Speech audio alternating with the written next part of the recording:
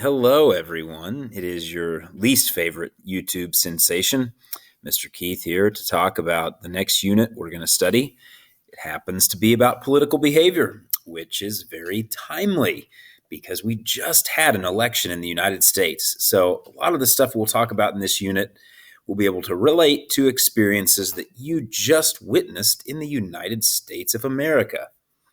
The first chapter we're going to take a look at is the chapter on political parties.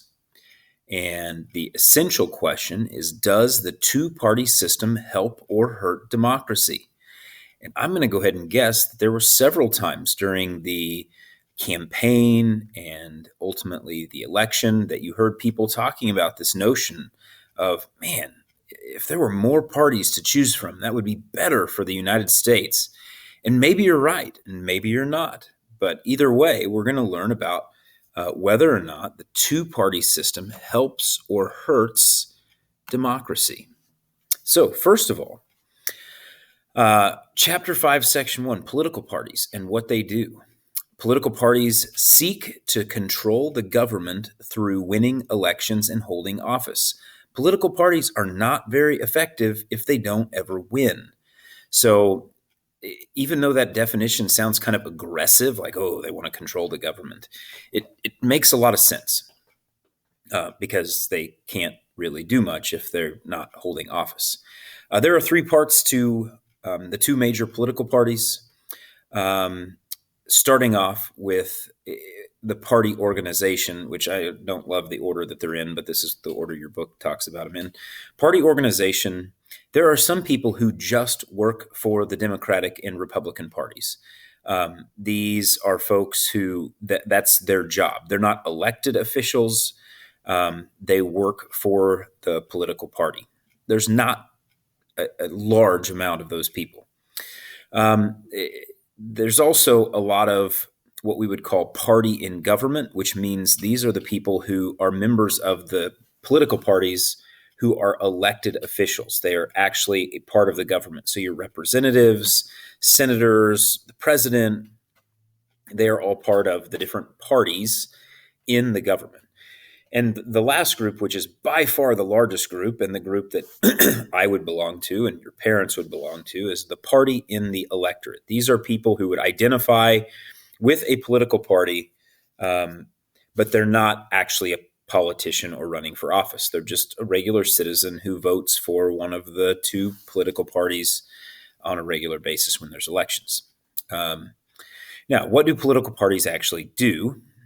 Number one, they nominate candidates. It's very tough to win an election at any level if you don't have the support of one of the two political parties. So political parties nominate candidates for office. Political parties also inform and activate supporters, meaning they try to raise awareness of their important causes and issues that they support. They do everything they can to make sure that people who would support them will get out and vote. And so they try to inform and activate.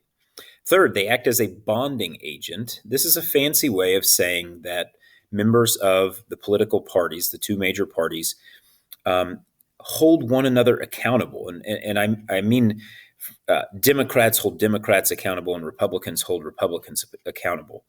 If there is a senator, let's say there's a Democratic senator from California who's not voting the way that other Democratic senators feel that he or she should, they will likely try to hold that person accountable to make sure that they're voting like a Democrat should vote. And the same goes for Republicans. Political parties govern. Obviously, we have politicians in office that govern. And then last but not least, they serve as watchdogs over the other party. You better believe that if a Democrat makes any kind of mistake whatsoever in office, that there's going to be Republican, whether it's a representative or somebody who is a part of the electorate. Either way, the parties are constantly looking over the shoulder of the other parties, trying to make sure that they can catch them doing something stupid. Why do we have just two political parties? That's a great question. Um, we have had two political parties almost since day one in U.S. history. As soon as we attempted to ratify the new Constitution, the Federalists and Anti Federalists split from one another, with, of course, the Federalists supporting the new Constitution and the Anti Federalists being opposed to the new Constitution. But that split happened almost right away. So there's been political division virtually from day one. Another reason why we have just two political parties is tradition. It's the way we've always done it. That's not always what people like to hear as an explanation for why something happens. With the holidays coming up, why do we always go to great Aunt Bessie's on Christmas Eve? I want to hang out with my friends. And your mom says, well, that's the tradition. We always go to great grandma Bessie's. So it's not always a popular answer, but we've always had two political parties in the United States. And so that's going to be difficult to change. Another reason why we have two political parties is because of single member districts. Our districts are set up with our representatives in such a way that only one candidate can win. If there were 10 candidates that were chosen from each district, then yeah, it may work out to where 5 of them were from one party, 3 of them were from another party, and 2 of them were from a third party. But that's not the way our districts work. Only one person can win. Another reason why we have just two parties is a concept that students are typically not familiar with. So I want to make sure you understand what it means. Ideological consensus. We all believe basically the same things. Even though there's a lot of people in America whose beliefs differ drastically on small issues, we all, for the most part, in the United States, are in favor of a representative government. We are all basically in favor of the presidential system of government, of a federal system of government. You don't have a lot of Americans that are calling for an absolute monarchy. You don't have a lot of Americans that are calling for total anarchy. So yeah, we may disagree on issues of what percentage of income tax you should pay, or how much money should go to the military, but we don't disagree on the big issues as part of our government. Alternatives to a two-party system. Here's the other reality.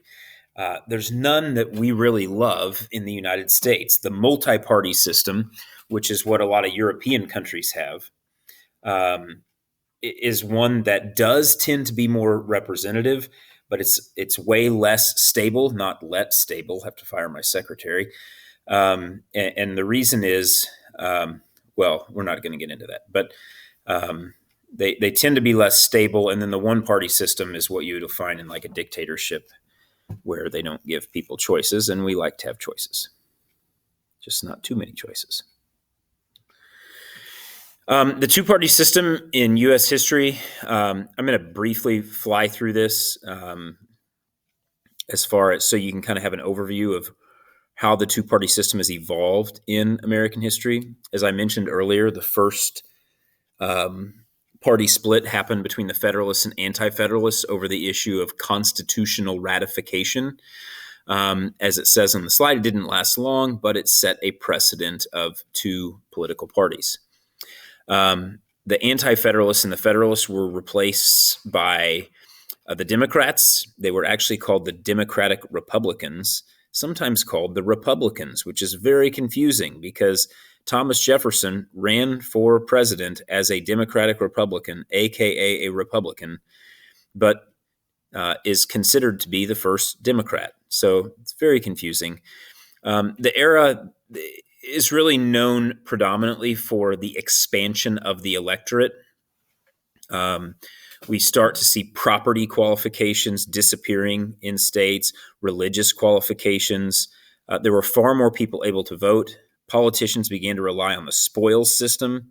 That's fun. The spoils system is basically when, usually it's referring to the presidents, but that they would appoint their friends to important political positions. even if they weren't qualified sometimes. So that was some of the defining characteristics of this era of the Democrats in the early 1800s. By the middle of the 1800s, we have a civil war, and Abraham Lincoln becomes the first Republican president. And even though presidents before Lincoln identified as Republicans, Lincoln became the first Republican president of the Republican Party that would kind of stand the test of time, that still exists to this day. Republicans immediately became the party of the North, and since the North had way more people than the South, they won a lot of presidential elections over the next really 75 years. Once the Great Depression hit, and there were 3 consecutive Republican presidents leading up to the Great Depression, and so, if you want to figure out a way to not get elected or reelected, try to be president during a depression. And so when FDR, who was a Democrat, took over in 1932, it ushered in a new era of Democratic domination. And that lasts for really about 30 years through the 1960s and through Lyndon B. Johnson. Last but not least, you can't see the whole thing on there, but the era of divided government. This is the era you are currently living in. I don't know if you noticed that or not, but there's not a whole lot of one party dominating anything nowadays. So it's very common for one party to control the presidency, and then a different party to control the House, and then a different party to control Senate. And it's very rare that all are under the control of one party. So that's why they would call this an era of divided government. Chapter 5, Section 3 deals with minor parties. These are all of the parties that are not Democrats and Republicans. So this might be like the Tea Party, or the Libertarian Party, or the Green Party, the Independent Party, the Constitution Party. Those are all third parties that exist. Many others have existed throughout American history.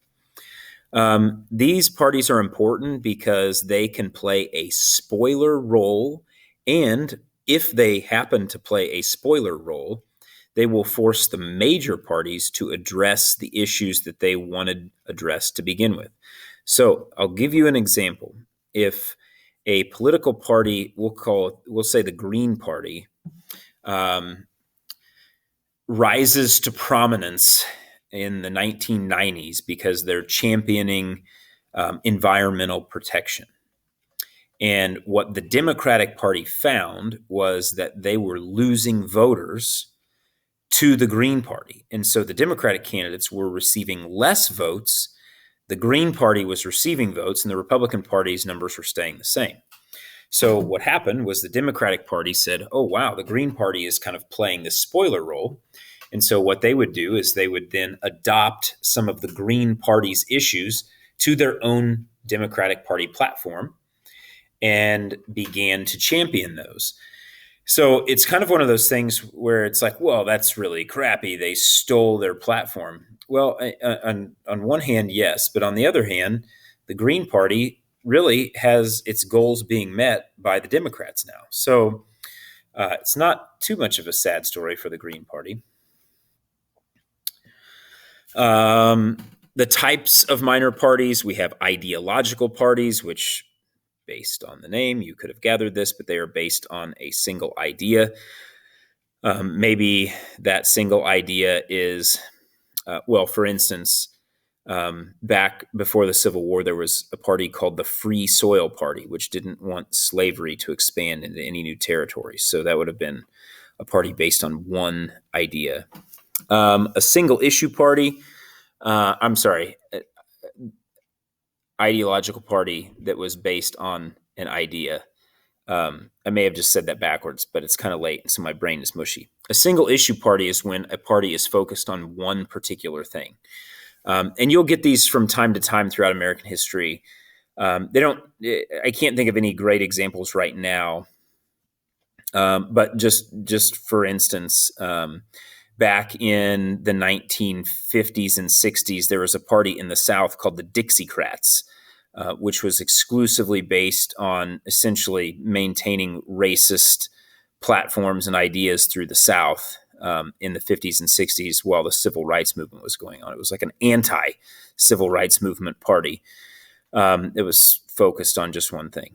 An economic protest party, we don't really have a great example of that right now, but they obviously address economic issues. And then parties that splinter off of bigger parties, like the Tea Party, which splintered off of the Republican Party some time ago. So those are different types of minor parties. But the main thing is to understand that these minor parties, they're not going to win major elections, but they play important roles by spoiling the victories for the major parties, which then usually means one of the major parties will adopt their platform issues.